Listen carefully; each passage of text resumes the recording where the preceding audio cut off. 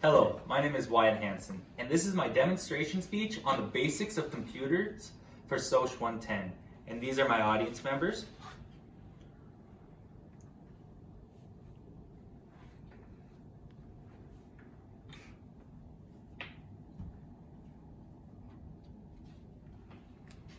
Alrighty, so whenever anything breaks, what do? We fix it. So if a faucet ends up becoming leaky, what do? We go over, take the old tool set and plumb it and get it working better. But not everyone knows how to do that with computers.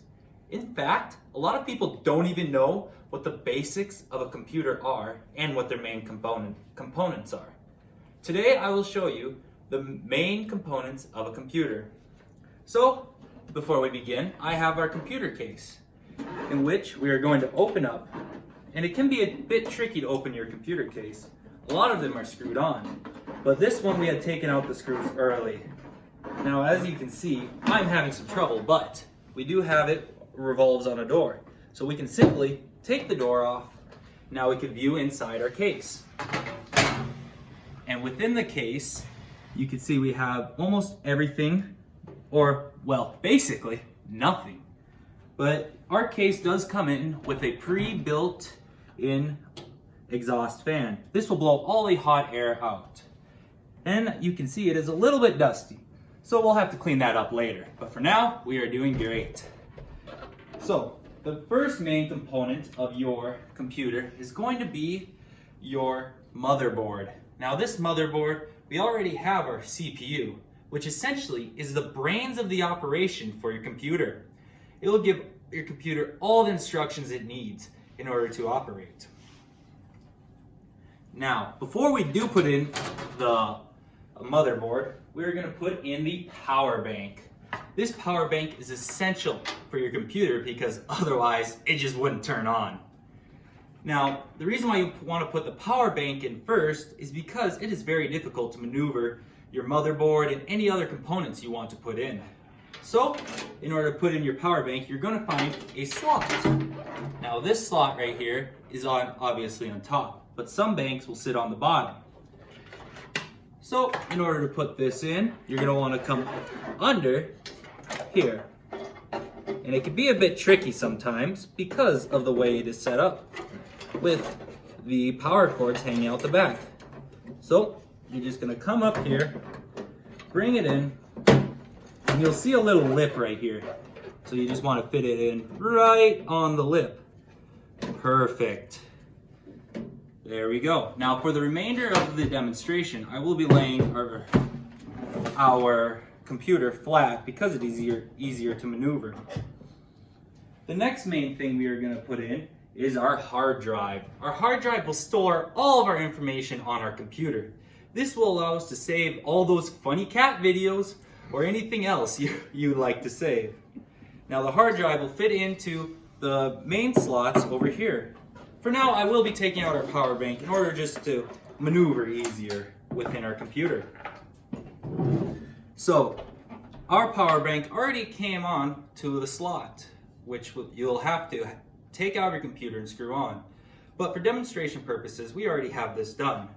So, all you're going to want to do is pick any slot that you would like. So, for example, we'll just put it up on the top one for now. And then it'll just simply click in there, like so. That was so easy. Almost anyone can do it.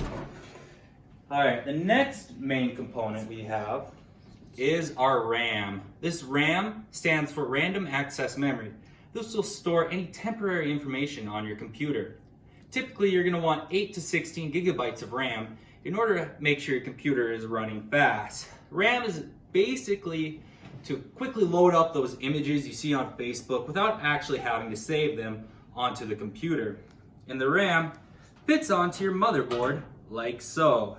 Typically, it is right under the CPU fan right here. Now, there's different ways you can arrange your RAM, but for this we're going to do an alternating setup in which we're going to place the first RAM in we're going to place each RAM in the blue spots.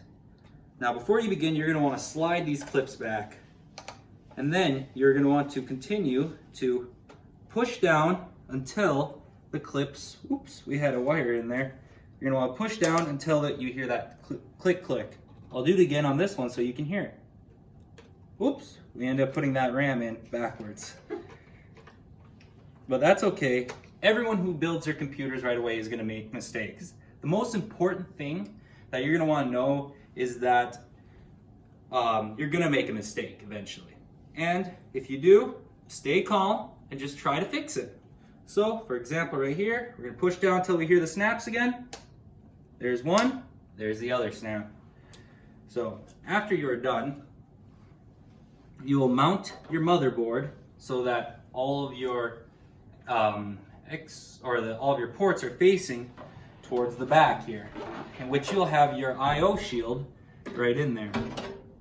So we'll put it in, and then where you mount it would be right here.